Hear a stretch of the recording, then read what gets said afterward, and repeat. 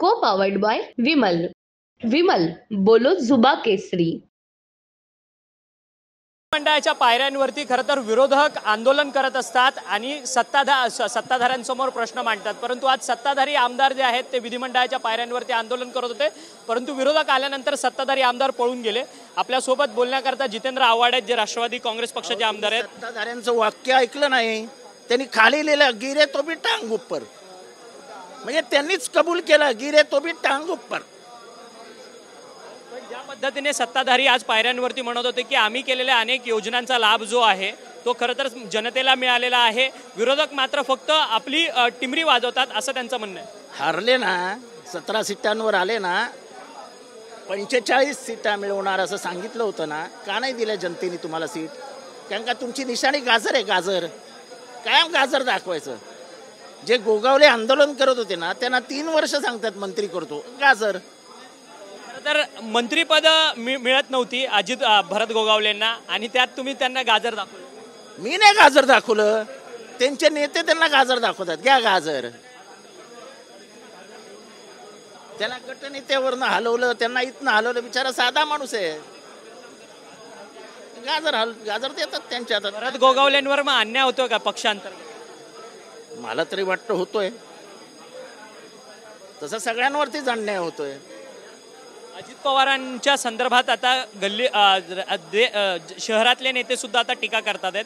काल पुण्यातल्या एका जे उपजिल्हाध्यक्ष भाजपचे त्यांनी राहुल कुल यांच्यासमोरच अजित पवारांना महायुतीतून बाहेर काढा अशी जाहीर भूमिका घेतली.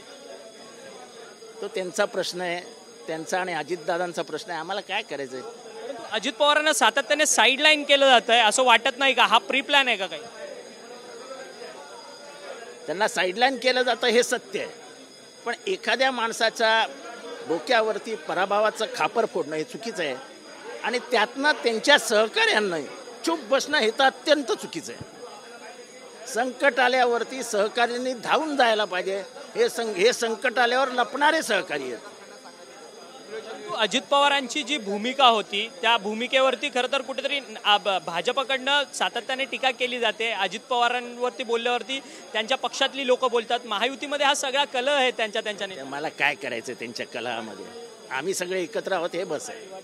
पण काल जयंत पाटील जे तुमच्या पक्षाचे प्रांताध्यक्ष आहेत त्यांना अनेक आमदार जे आहेत ते येऊन भेटून गेलेत अशी माहिती आहे.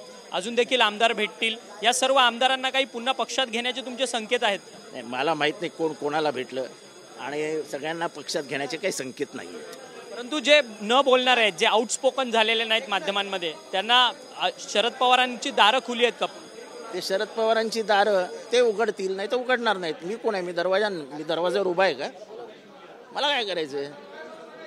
पक्षाची आगामी काळात विधानसभेमध्ये ताकद वाढवण्याकरता बाकीच्या सगळ्या गोष्टी मेहनत करणार ना. आम्ही लोकसभेत जशी मेहनत केली तशी मेहनत करणार. तुम्ही मनुस्मृतीच्या संदर्भात सातत्याने घोषणा करता आहात. तुम्ही मनुस्मृती जाळण्याकरता तुम्ही महाडला देखील गेलेला होतात.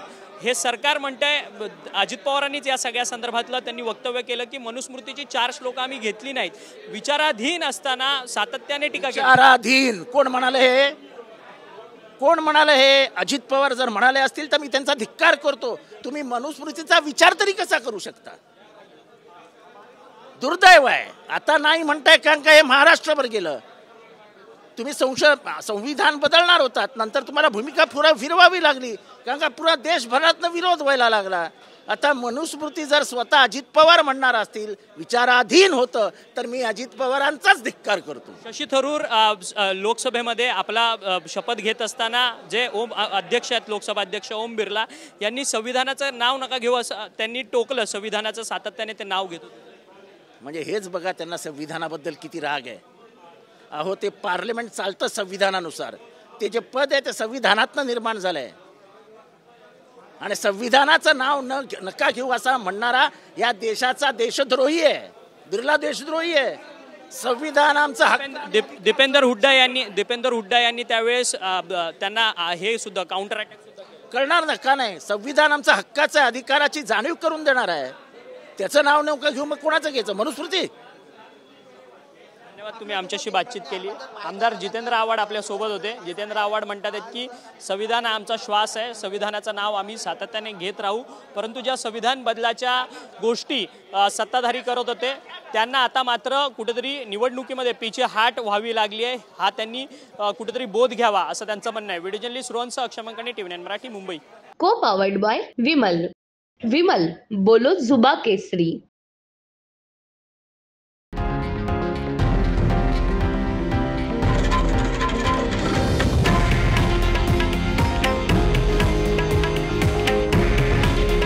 हे आहे देशातील नंबर 1 न्यूज नेटवर्क आणि आपण पाहत आहात TV9 मराठी. काळजी तुमची, हित महाराष्ट्राचं.